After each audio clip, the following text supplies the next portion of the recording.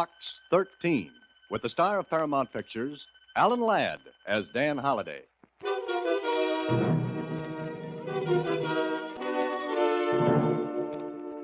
Dear Mr. Box 13, care of newspaper Star Times, I am Nick Nerekios. For 20 years, I own a restaurant and there is no trouble, and that is good. Now, I got trouble and that is bad. One day, I look through paper, I see Box 13, that you go any place, do anything you want adventure.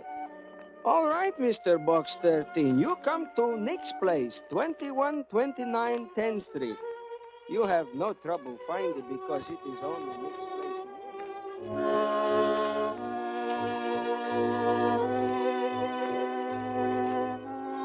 Said it's the only Nick's place in the neighborhood. Maybe you help Nick? Yes? Maybe I help Nick, sure. At first I was laughing, and later I was laughing. But I was laughing with tears in my eyes.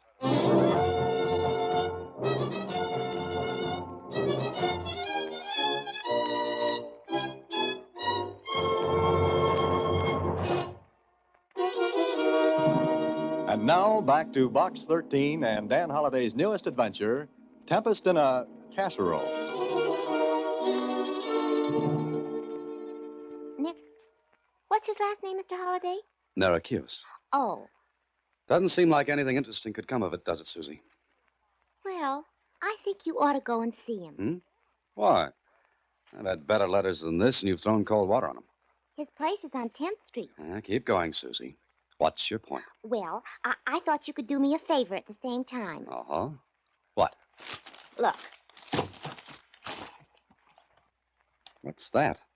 I ordered an earthenware pot from Caldwell's department store on 10th Street, and look what they sent me. It's cute. A little merry-go-round. A toy. I know, but it isn't what I asked for. What did you ask for? I told him to send me a carousel. Well, you got it. I didn't. I got this. If you ordered a carousel, you... I do not think this is very funny. Susie, did you by any chance mean a casserole? Oh, I guess I did. The customer at Caldwell's is always right. You ordered a carousel, and a carousel you got. Will you take it back for me? No, please? sure. And even if Nick doesn't have anything interesting, I can do you a favor. So long, Susie.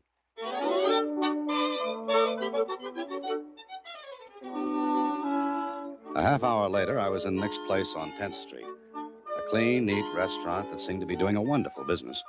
Every table was filled and the counter was loaded and crowded with people. I asked for Nick, and a waitress guided me to his office in the rear. Yes, sir. Yes, sir. I can do you something, sir. Well, the question is, what can I do for you? What are you selling? My services, free. Oh, I'm sorry, I do not understand. Mr. 13, I am so glad. Please, you sit down, please. Eh? Oh, thanks. I have a name as well as a number, Nick. It's Dan Holliday. Oh, good, Mr. Dan. My name, Alexander Nerekios. Alexander? But I thought... Oh, sure. My name, Alexander, but when I first come this country, everybody call me Nick. One name, she's good like any other. But that is not here or any place, yes? Yes, I suppose not. Mr. Dan, you see my restaurant, you come in, yes? Yes, and you're doing a roaring business, Nick. Like Shakespeare says, it's a rob. What do you mean? Oh, Mr. Dan, you look here. I open the door. It's still crowded out there. Yes, but each one have coffee, just coffee. They sit and read newspapers, books, anything, and they drink 1 cup of coffee. Nothing else? Nothing. Oh, I see. And how long do they stay? All day long. I am losing money, fist over hands. Any enemies who might want that? Enemies? No, I have no enemies, Mr. Dan. I like everybody like me. You ask all around. Everybody say, Nick Nerekios, good man. Has anyone else ever wanted this spot? Oh, sure. Lots of times people come, they want to sublease from me. I say no. Has that happened recently? Sure, only 2 days ago. I think that's it, Nick. This is a good spot in between Caldwell's department store and a bank. Uh, You probably did a lot of business before the coffee drinkers moved in on you. yes, but now, my regular customer, they come past at noontime, they look in, they see all the business, they in a hurry, so they go someplace else. Oh, Mr. Dan, you help Nick, yes? Sure. I'll tell you what, Nick. You put a sign on each table and on the counter. One that reads, minimum charge, 50 cents. Oh, that is wonderful. That's magnificent, Mr. Dan. Yes, sure, I do that. Yes. Okay. Now I'll be running along. Look, anytime you want, you come to Nick's place, you bring friends, all your friends. Nick cook personally for you. Anything you want. You do that, yes? It's a deal. Now you tell me something else. What's that, Nick? Why you do this? Why you put that ad in the paper? Well, I write stories, Nick, and sometimes a letter leads me to a good one. You don't take money? No. How you live? Buy my stories when I haven't got writer's cramp. Oh. Well, I've got to be going, Nick. Meanwhile, don't forget the signs on the tables and the counter.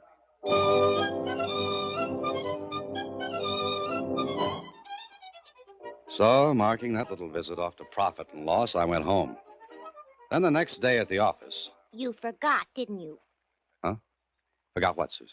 You didn't take my carousel back for casserole. Oh, I'm sorry, Susie. I put it in the back of my car and forgot all about it. I'll do it for you, though. When, Mr. Holliday? Maybe today. All right. Hello? Please, you let me talk to Mr. Holliday. I want Well, to talk to who's Mr. Dan. I Please, know, but hurry. you're I'm very important. You Wait a let me talk- minute. I don't know who this is, Mr. Holliday. Yeah, I'll take it. Hello? Mr. Dan Holliday, I want to talk to Mr. Dan Holliday, the writer. Well, this is Dan. Oh, Nick? Yes, Nick. Oh, Mr. Dan, I am in trouble once more again. What's the matter? My idea, didn't it work? Oh, sure, fine. Work fine. Then what's the matter? My credit, it is ruined. Your credit. Go slowly, Nick, and tell me all about it. For years I buy on credit, the same as big business. All the time I pay my bills sharp on the dash. Now, all of a sudden, no credit. Mm-hmm. Sounds like someone fixed that for you. What do I do now? No wholesaler send Nick food he need for business. I cannot open my restaurant. I am ruined. Now, calm down a minute and listen to me. I listen. Did you make money last month? Always I make money. Well, have you got a bank account? 4 of them. All right, then. Have one of your banks call the wholesalers with whom you do business. Just reestablish your credit. That's all. That is all I do, Mr. Dan? Mm-hmm. That's all. What a wonderful man. Mr. Dan? Yes? You are not writer. No? No, you are a genius. Goodbye. Susie, I am now a genius. Good, but is there a story in it? Oh, you slave driver. What a wonderful guy. Who, Nick? Why didn't you go down there then? But you heard me handle it over the phone. My casserole, Mr. Holliday. Oh. All right. Later. And I'm glad we had that thing put in. It keeps me awake. I'll get it, Susie. Okay. Hello. Mr. Dan? Yeah, Nick? You again? Mr. Dan, the whole world is terrible. Now what's the matter? Nothing like has happened since Adam and Eve. The world is upside down, topsy-topsy. Hold it a minute, Nick. You better start over again. Oh, I will take back the drinkers of coffee. I will pay them to come back, but this is too much. Please, you come to me. Help me, Mr. Dan. All right, Nick, all right. I'll be there in a half hour.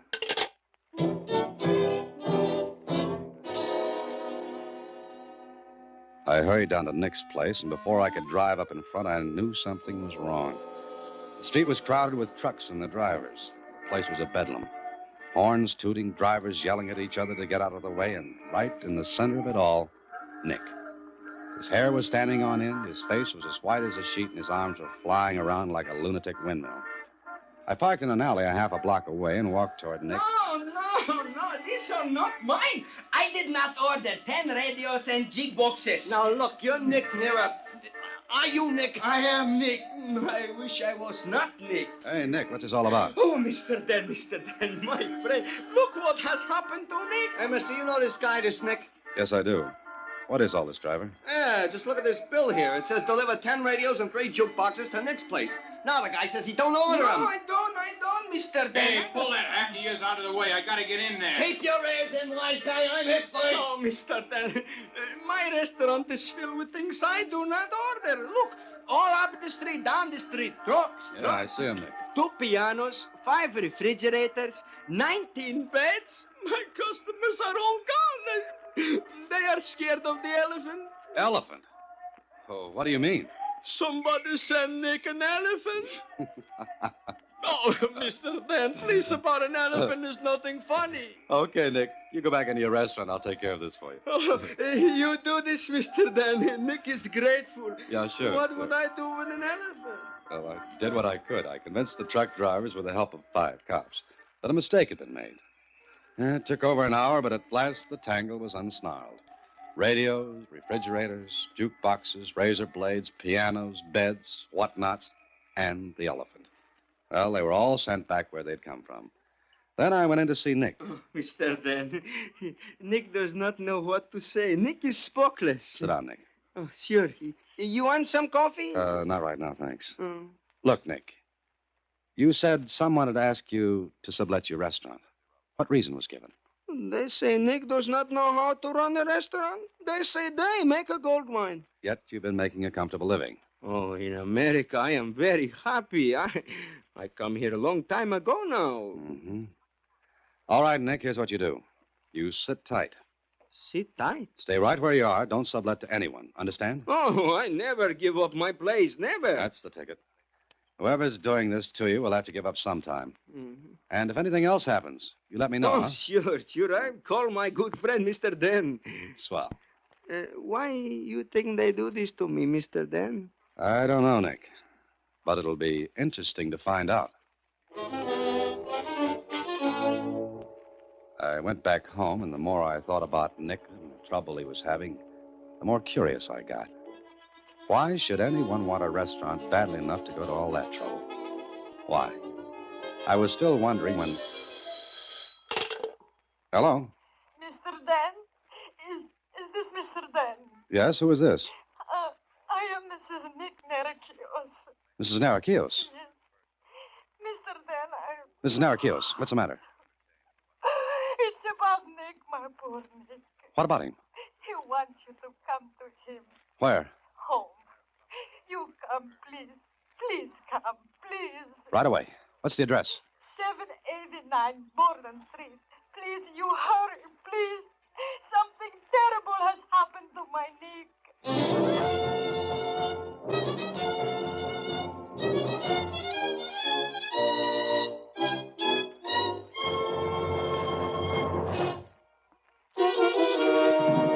And now back to Tempest in a Casserole, another Box 13 adventure with Alan Ladd as Dan Holliday. I hurried to Nick's home. Whatever had happened to him was enough to make his wife almost hysterical. She met me at the door, her face stained with tears. She led me through the clean little flat and... Nick, here is Mr. Dan. Oh, my friend. Nick, what happened? Who did this to you? Look what they do to my Nick. His poor eyes, his nose, my Nick. Gina, you go out of room for a minute. Yes, I want to talk to Mr. Dan. Make some coffee, eh? All right, Nick, all right. I make you some coffee. Nick, how did this happen? Tonight I leave my restaurant. Always I take the shortcut through the alley back of my place. I walk for a little bit and somebody hit me. Did you see who it was? No, Did you go to the police? No. I come home. I tell my wife to call you, Mr. Dan. But you should have gone to the police. Oh, but I am scared, Mr. Dan. I read in paper that men who do this will also maybe hurt my wife. I do not want that, Mr. Dan. I do not want that. Nick, I want you to sublet your place. Oh, no, I do not do that. I will send my wife away where she will be safe, but no, Nick, stay here, like you say, sit tight. I not give up. You want me to help you, don't you? Oh, sure. And listen to me and do as I say. Sublet your restaurant. Sublet it and we'll see what happens.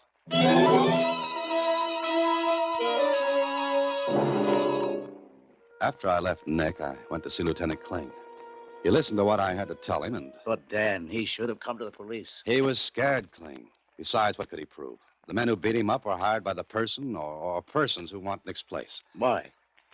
There's a bank next door, Kling. I know that, but you're not thinking those guys will drill through the walls in that restaurant to get to the bank. It's been done before. Yeah, I know. So you told Nick to go ahead and sublet. That's right. Look, Kling, here's the way I figured. They want Nick's place badly enough to commit mayhem. They counted on his being scared enough to keep him away from the police. But what they didn't know was that Nick had written to me asking me to help. So, what's your idea? Let them have the place. Let them do what they want. But watch that bank. Well, Nick sublet his place to the men who had been after it. And Kling and the police watched the bank. Special alarms were set in the walls. Night and day, the restaurant was watched. And what happened? And exactly what happened to Simple Simon's fish hook and the pail of water. Nothing. Absolutely nothing. One day, after a couple of weeks of this game of watch and wait, I was in my office. Mr. Holliday, What, Susie? did you ever look in the back seat of your car? Back seat of my car? Why? Who's there? Not who, what? Well, what's this? 20 questions? My carousel is still in the back seat of your car. It's been there for weeks now. Oh, I'm sorry, Susie. I'm sorry. I hope I haven't held up your cooking. If you'll give it to me, Mr. Holliday, I'll take it back and exchange it. I wouldn't want to put you to all that trouble. No, Susie, don't be cross. I'll take it back today. I'm going to Nick's place anyway. Promise? Honest Injun and stuff. Fine. Now I can make baked noodles sometime. Good enough. I'll go right now. Oh, hello, Why, hello, if it isn't Lieutenant Kling. Come on in. This isn't a social call. Look, Holliday, the department's pulling the men off the bank and the restaurant today. But why? Why? Because they needed someplace else. For 2 weeks, we played Find the Gimmick because you had an idea. Now we're very tired. But that's what those men might be waiting for. Yeah, look, if they're going to make the pitch, they'd have made it. But they didn't. There's no sign they won't. Okay. So we know who they are in case they do. They wouldn't get 10 feet before we'd have them. Dan, we can't play anymore. Sorry. Okay. But I'm sure they're playing some kind of a fast game. Then you get in it. So long.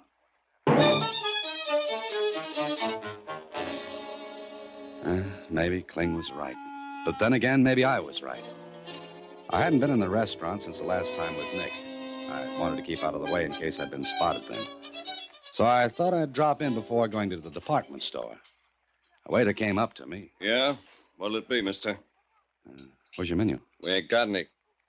No menus? Our customers can't read. It's a funny way to run a restaurant. Okay, it's funny, so laugh. Well, what have you got to eat? Hamburgers, And? onions. Nothing else? Our customers ain't that hungry. Okay, bring me a hamburger. No onions. And a cup of coffee. Take a while if you don't want to wait and leave. This was a great restaurant. Not like when Nick had it. I was the only customer, and from the waiter's attitude, the lack of business was understandable. What was going on? As I sat there, I heard a sound that puzzled me. I couldn't figure it. And as best as I could judge, it was coming from the kitchen right in back of me. I just couldn't place that sound, although I knew I'd heard it before, someplace. Then the waiter came back after a 15-minute wait. Here you are, mister. How about the coffee? Be up in a minute. Oh, just a second. You put onions on this. No extra charge. But I don't want onions. This is loaded with them. Okay. Don't eat it then. So I sat there and looked at the hamburger. It was fried hard, and the bread was well on its way to being toast by reason of age. And the waiter? Well, if he had ever waited tables before, I'd eat the hamburger, which I didn't. I never did get the coffee, but waiting for it gave me the chance to look around and think. That sound puzzled me, but I couldn't figure it any more than I could get the reason for the whole setup. But one thing was obvious. The management didn't care if any customers came in or not. So I left. I went next door to Caldwell's department store to exchange Susie's carousel for a casserole. And at the counter... Yes, sir. May I help you? Yes, please. I want this exchange. Do you have your slip, sir? It's with the carousel. You see, I'd like to get one of these casseroles in exchange. For yourself, sir? Does that make any difference? Well, I thought you might have a color preference. We have them in earth brown, red, and green. Green. Green? Oh, yes, sir. I'm sorry. We're out of the green one. Well, it really doesn't make any difference. Well, how about the red? That'll be fine. Do you like to cook? Not particularly. Oh, many men do. Well, this is not for me. It's, I see.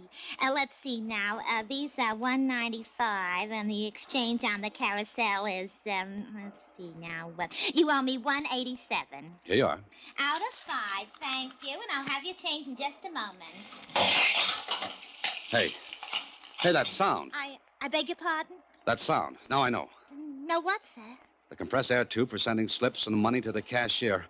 Oh, lady, I love you. Really, sir? This is neither the time nor the place. Where's the manager? Yeah, you have a complaint? No, a hunch, and I'm going to play it. Where's the manager? Well, the second floor. Office is in the rear of the building. Thank you. Your change, sir, and your casserole. Don't worry, I'll be back.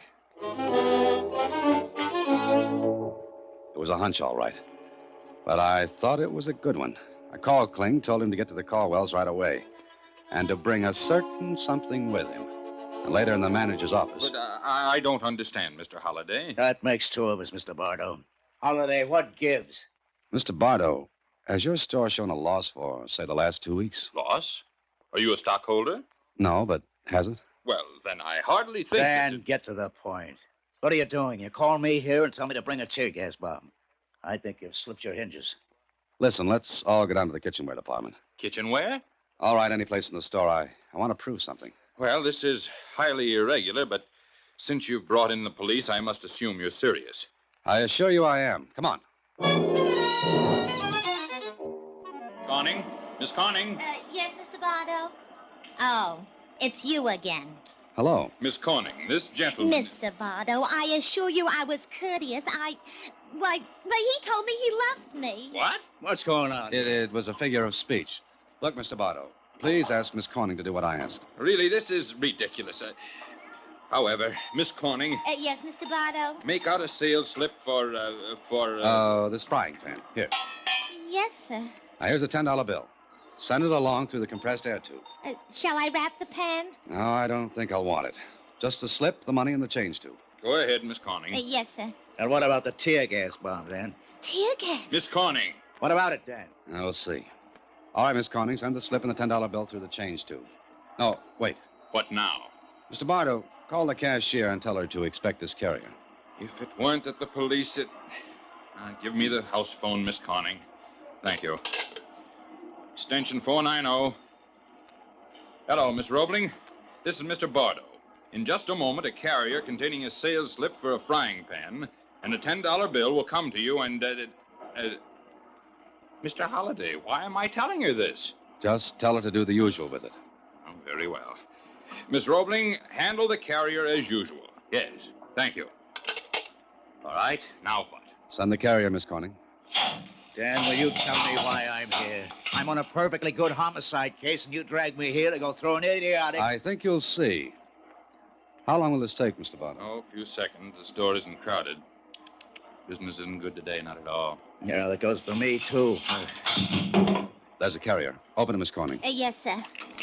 Oh, the change is here, and your receipt for the frying pan. You sure? Of course, look at it. Dan, you just bought yourself a frying pan. Now you should go home and bang your head with it. Or let me. I don't get it. I thought I... Oh, excuse me, that's my extension. You thought you what, Dan? Hello? I thought I had a hunch about that. Now, you've taken up a great deal of our time, Mr. Bardo, the cashier phoned. She said she didn't get the carrier. But that's impossible. There's the slip and the change. I knew I had a hunch. Kling, let me have that tear gas bomb. No, I give up. Here. Mr. Holliday, what are you going to do? Give me one of those carriers, Miss Corning. Thanks. Now, we'll put the bomb in the carrier. So. And gimmick it so that when the carrier's opened, the tear gas bomb will do its stuff. Okay. Send it along, Miss Corning. Holliday, you crazy? The cashier opens that, she'll get... She won't get it. Go ahead, Miss Corning. Send it on. Mr. Bardo, should I? Yes, send it. I'll warn the cashier by phone not to open it. Mark it with your checking pencil. Good. Come on, Kling. I'll buy you a hamburger. Next door. You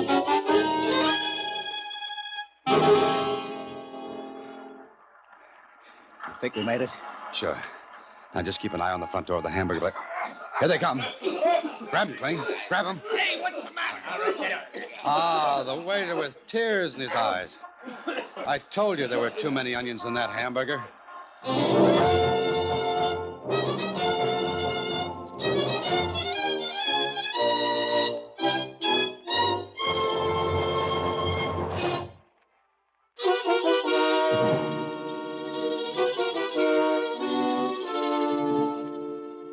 Gee, and those crooks were taking money like that? That's right, Susie. They had tapped into the compressed air tubes which ran through the walls of the department store in Nick's place. Were helping themselves to some nice, easy cash. They must have made a fortune. No, not a fortune, but enough. You see, if they had grabbed every one of the carriers, it would have spoiled the game. The store would become suspicious. Oh. But they work each city for a month, and they move on to another spot. What won't they think of next? Who knows? Now, excuse me. I've got a date at Nick's for dinner. Oh, Mr. Holliday. Hmm? Why'd you get a red one? Red what? Casserole. I like green. So, as long as you're going down that way, will you exchange... Oh, good night, Susie. Next week, same time, through the courtesy of Paramount Pictures, Alan Ladd stars as Dan Holliday in Box 13. Box 13 is directed by Richard Sandville, and this week's original story was written by Robert M. Light. Original music is composed and conducted by Rudy Schrager. Part of Susie is played by Sylvia Picker, and that of Lieutenant Kling by Edmund McDonald. Production is supervised by Vern Karstensen. Box 13 is a Mayfair production from Hollywood. Watch for Alan Ladd in his latest Paramount picture.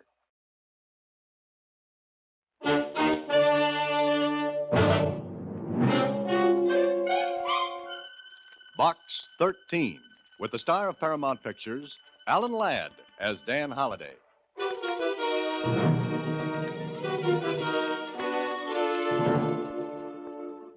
Box 13, care of the Star Times. If you mean what you say in your advertisement, perhaps you're the one to help me. If help does not come for me soon, I will be killed. Please use the enclosed airline ticket and come to Mexico City at once.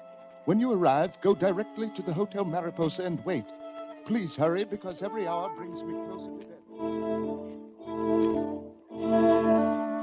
Because every hour brings me closer to death.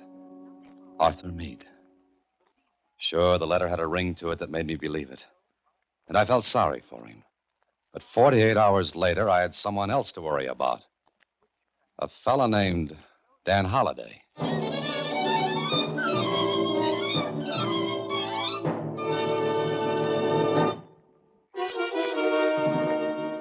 And now, back to Box 13 and Dan Holliday's newest adventure, Mexican Maze.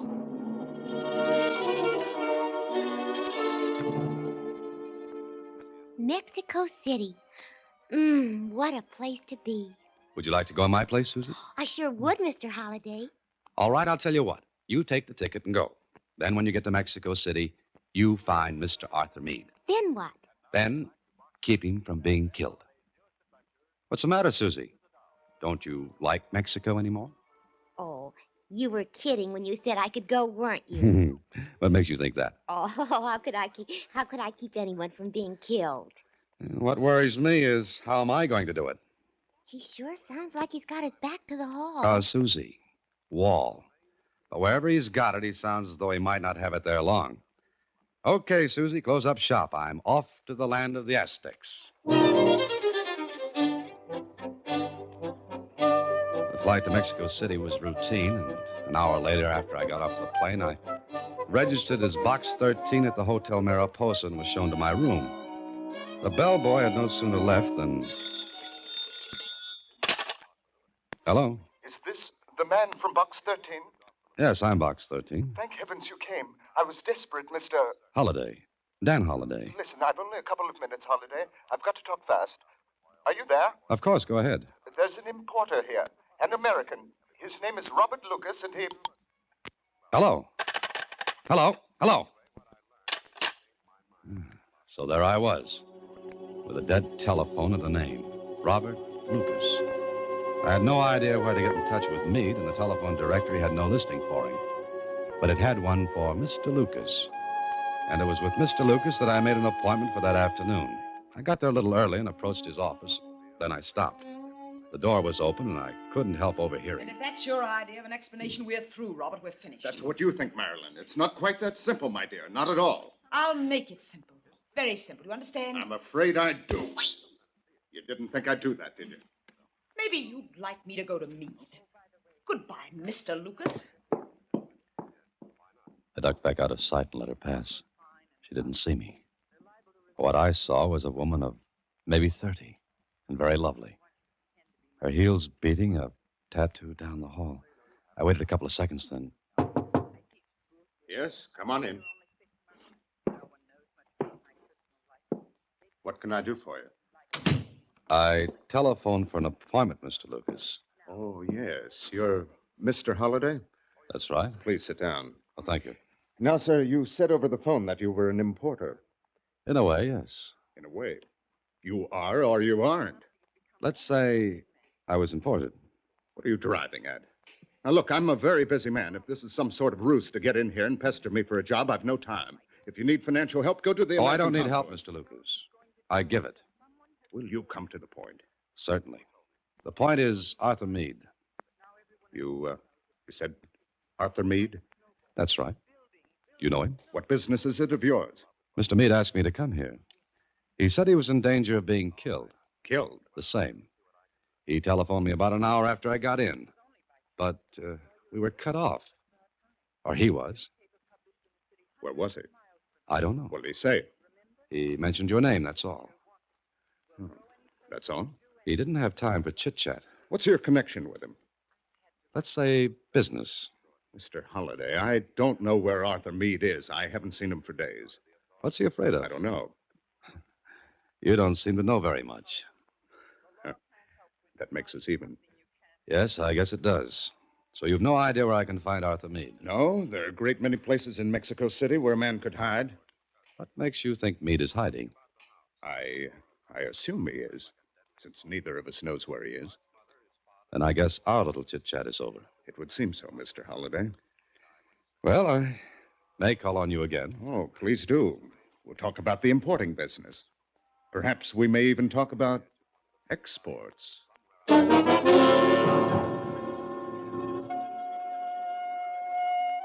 I didn't like the way Lucas said exports. He could have meant me. The second thought convinced me he did. But he knew plenty about Arthur Meade, which gave him aces against my deuces. But I had an ace, too. The girl named Marilyn. Now all I had to do was find her.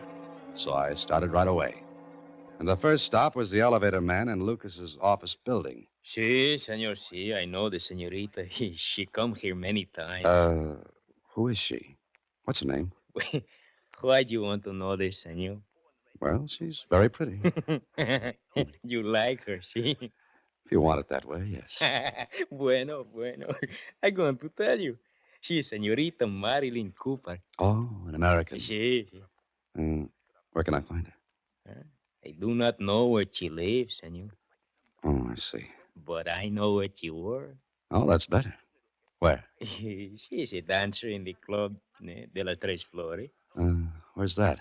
El Calle Alameda. Alameda Street? Sí. Oh, thank you. And here. Gracias, señor. Muchas gracias. You're welcome. In Spanish.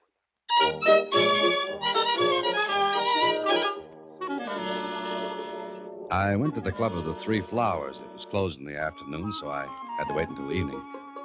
My Spanish being somewhat on the rusty side, I had a little trouble getting to see Marilyn Cooper.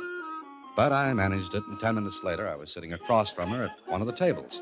I don't know you, do I? No, you don't, Miss Cooper. You're an American. Mm-hmm. So are you. Uh-huh. Why'd you come to see me? 2 reasons. One, Arthur Meade. What? The other, Robert Lucas. Who are you? I'm the man who always pops up to scare people with things I'm supposed not to know. Well, I'm not scared. No. How do you know about Meade and Robert? Why do you call me by his last name and Lucas by his first? Does that make any difference? No, except that I happened to overhear your little spat with him today. Well, Please don't get up. I didn't mean to. But you were talking in something more than a soft whisper, and Then you know what he did. If you mean that slap, yes. What's your name? Dan Holliday. Do you know Arthur Meade? No, I'm beginning to think I'll never know him. I... What are we going to say? If I tell you where you can find Arthur Meade, what'll you do? That all depends. You'd better find him before Robert Lucas does. Oh, why? Listen, I'll talk fast. I'll say it once because Robert's capable of having me watched and getting even with me. Go ahead. What have you got to say? Robert's got Meade tied up. Meade's only chance to get back on his feet financially is a deal he's got on the fire with a man named Barnes. What kind of a deal? I don't know exactly. Something to do with the export business. Robert's trying to prevent that. Why doesn't Meade go to the police? Police? Meade's no angel. He's got plenty of tar on his record. But he's got to keep out of Robert's way until he closes the deal with Barnes. Oh, that's why he's hiding. Yeah. And our Mr. Lucas would like to close a deal with Meade permanently if he found him. Yeah, he would. Lucas has got a lot of friends. Some of them are real ugly, outside and inside. All right. Where can I find Meade? 34 Alvarado Drive. 34 Alvarado Drive. You better get out of here. That's one more question. What? Tell me how you know where to find Meade. I got friends, too. I found out. Oh? And we're going to make Lucas pay for the information. What do you think I am? Someday we'll go into that matter. Right now, I'm going to find Meade and get myself straightened out, if possible. I left Marilyn Cooper, and I was firmly convinced that a nicer pair of characters than Marilyn and Lucas I'd never meet again. And no tears shed if I didn't. I took a cab to 34 Alvarado Drive, and when I got there, a clerk told me Senor Meade was in number 107. I walked down the hallway, then I stopped. The door to Meade's room was open, and I looked in. Waited a second, and then... Aren't you far from home plate, Mr. Lucas? You! Let's not be hasty, Mr. Lucas. Take your hands off. Let's go inside. Take your... Inside, please. Where's Meade? Do you see him? I'd like to. Take a look around. You'll see what I saw. Empty drawers, empty closet, empty room. That is, except for you and me. Brilliant. Elementary. Now, where's Meade? I don't know. How'd you know he lived here? This afternoon you told me you didn't know. That's none of your business. You were searching this room. For what? Expect to find Meade tucked away in a drawer? Holiday, you're meddling in something that's none of your business. Now let me out of here. Not until you... Let me out. Is that loaded? It is. Now get away from the door. Certainly. It's all yours.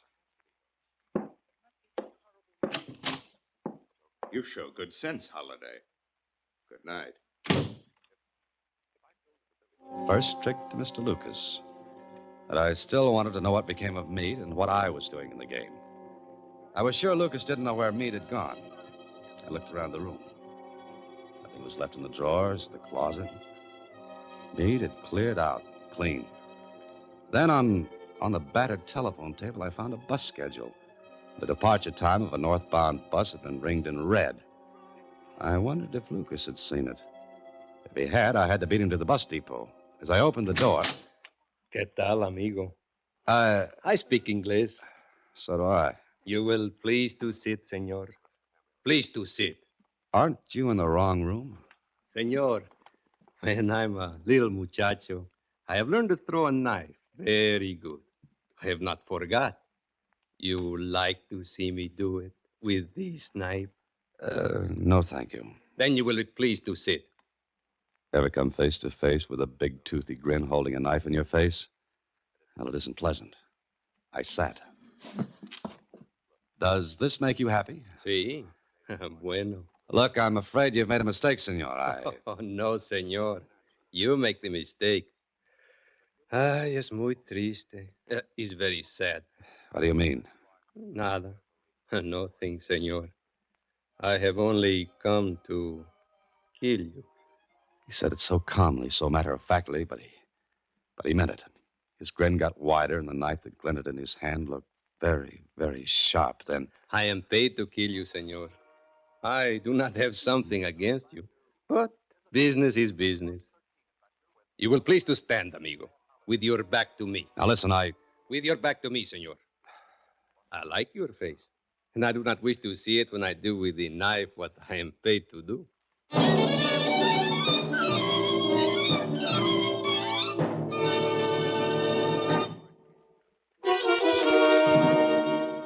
And now back to Mexican Maze, another Box 13 adventure with Alan Ladd as Dan Holliday.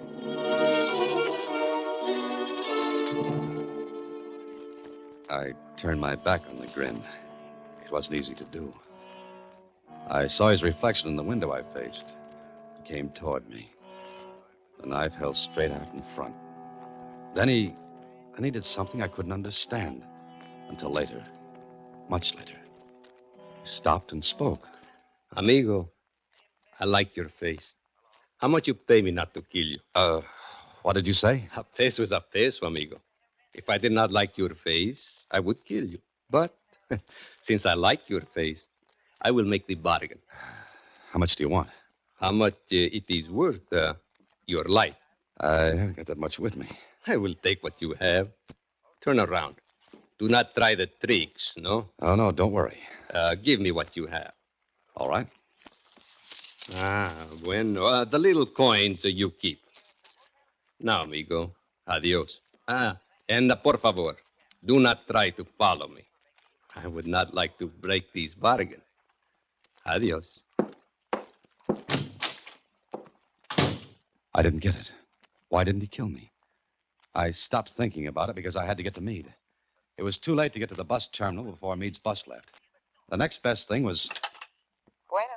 Hello, get me the Mexico Central bus terminal. Sí, señor. Gracias. Hello. I want you to page one of your passengers leaving on the 10:18 bus for the north. His name is Arthur Meade. Gracias. I waited. I waited and wondered if Lucas had beat me to the punch then. Hello? Meade, this is Holliday. Where have you been? Never mind that. Why did you ring off this morning? I had to. Listen, Holliday, I've got to leave Mexico City. I think Lucas knows where I'm staying. I know he does. He was here. Here? Where are you? 34 Alvarado. He did know. Look, what's all this about? Holliday, I've got everything arranged. Go to the Hotel Del Grado, register there in my name. Your name? Please, I'll miss this bus and I've got to leave. Just listen to me. Go to the hotel, register in my name. A package will be delivered to you. Later, a man named Barnes will come to see you. Give him the package. It contains money. He'll give you an envelope. Keep it until you hear from me again. Have you got that? Yeah, all right, but how will I get in touch with you? You won't. I'll contact you. And Holliday, Yes, what? protect yourself because Lucas will do everything he can to keep that deal from being closed. Even murder.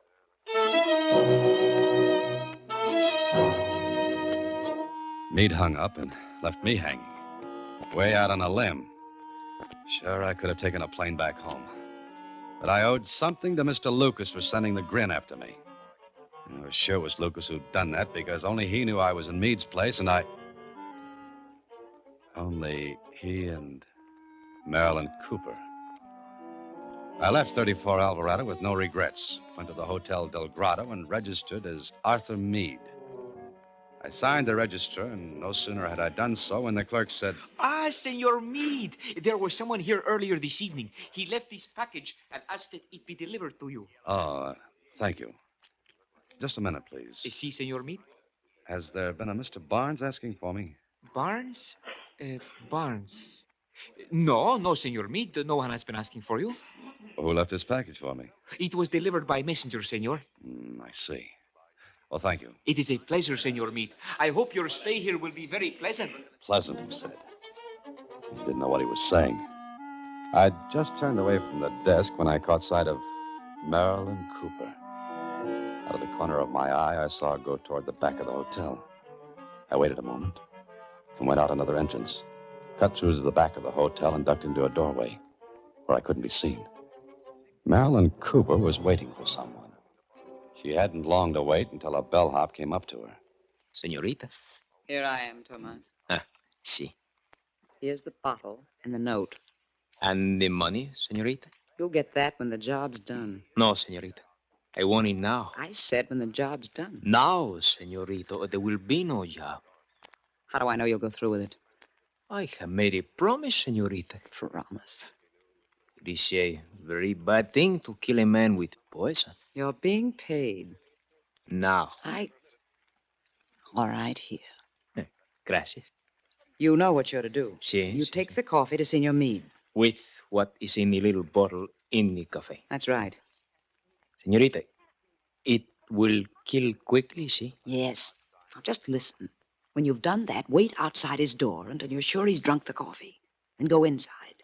Put the note I gave you on the dresser in the room. You understand? Si, si. It is quite simple. All right. Adios, señorita. Wait. Si? You'd better not slip up, Tomas. If you do... I do not make these slips. Hasta la vista, señorita. Now, here was a twist. Marilyn Cooper paying to have Meade poisoned and a note left with his body. Then a cold chill hit me. I just remembered. I was Arthur Meade. I went back to the front of the hotel and was just about to go inside when I saw Robert Lucas leaving a car. You come with me, Ernesto. Ernesto was none other than the Grin.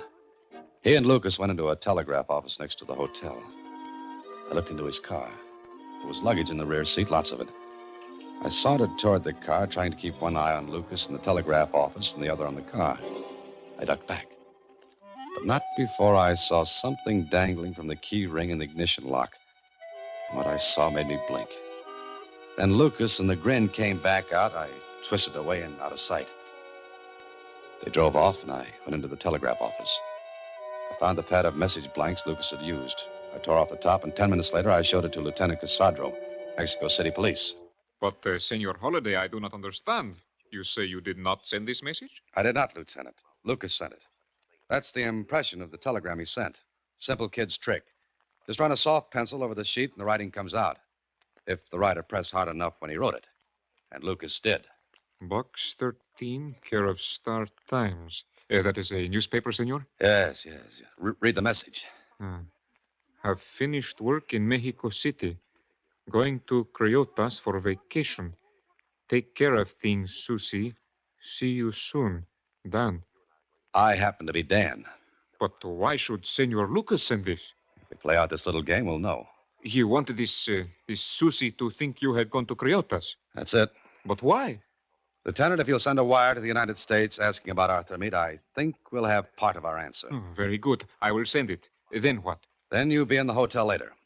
I'm in room 512, and I'll be lying on the floor with an empty poison bottle and a suicide note. Senor Holliday, this is a Chinese puzzle. Senor Lieutenant Casadro, this is a Mexican maze.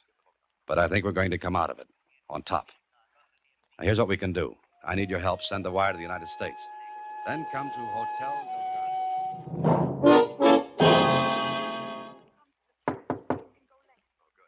Come in. Senor Meade, here is cafe. Coffee? I didn't order it. I know, senor, but it is the custom of the hotel. It is very good cafe, senor. Americans like cafe, see? Yes, we do. Oh, thanks. Put it on the table. Si, senor. I'm going to pour for you, see? Please. Senor, it's just right to drink. I'll bet it is. Okay, here you are. Muchas gracias, senor. It is that I hope you are going to sleep well. I'll just bet you do. Good night. I listened for a moment, then I made with a coffee cup. Then I went into my act.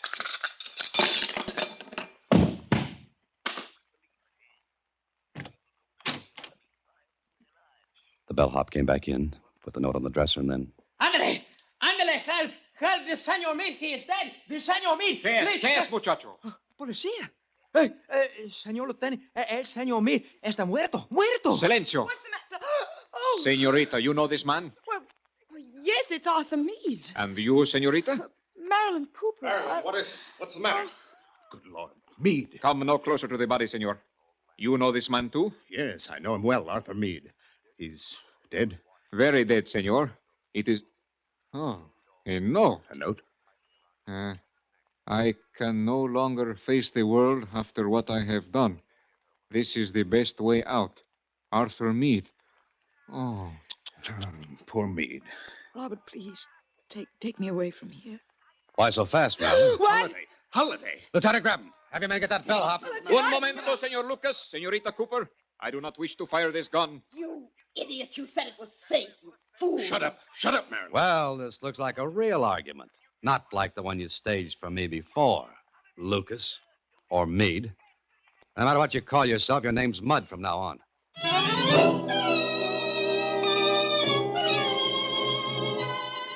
Senor Holliday, it was a great pleasure. All mine, Lieutenant. But will you please explain? We have no time before, and there are my reports to be made out. Sure. Well, Meade was an embezzler. See, my telegram to the United States verified that. So the trail was getting hot. Now, the one sure way to make the police stop hunting for you is to be dead. But sooner or later, we would have received a description from the United States. Mm-hmm. Even so, you'd have wired the States that Arthur Meade had committed suicide down here.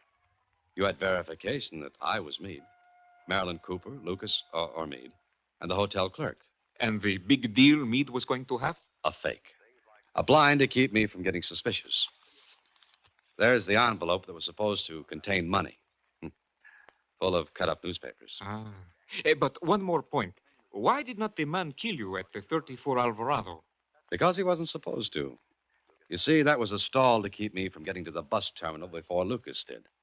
The red mark on the bus timetable would make me think Meade had taken a bus. But Lucas had to get there before I did. Or at least in time to answer my call if I had him paged. Oh. Senor, if people spent as much time making good things instead of bad things like this, what a wonderful world it would be. It's not so bad, Lieutenant. But it has a hard time keeping ahead of the Meades and Marilyn Coopers.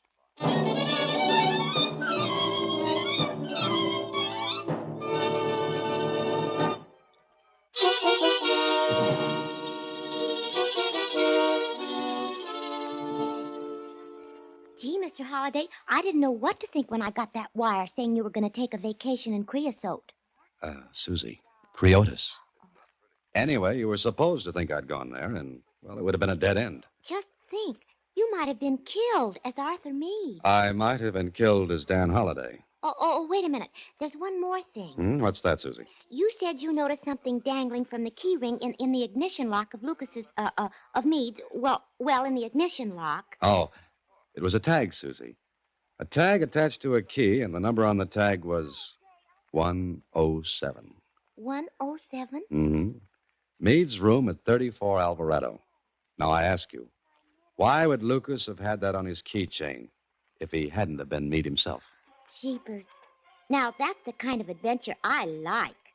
When are you going again? Oh, good night, Susie. Next week, same time, through the courtesy of Paramount Pictures, Alan Ladd stars as Dan Holliday in Box 13. Box 13 is directed by Richard Sandville. This week's original story was written by Robert Mitchell and Gene Levitt. Original music is composed and conducted by Rudy Schrager.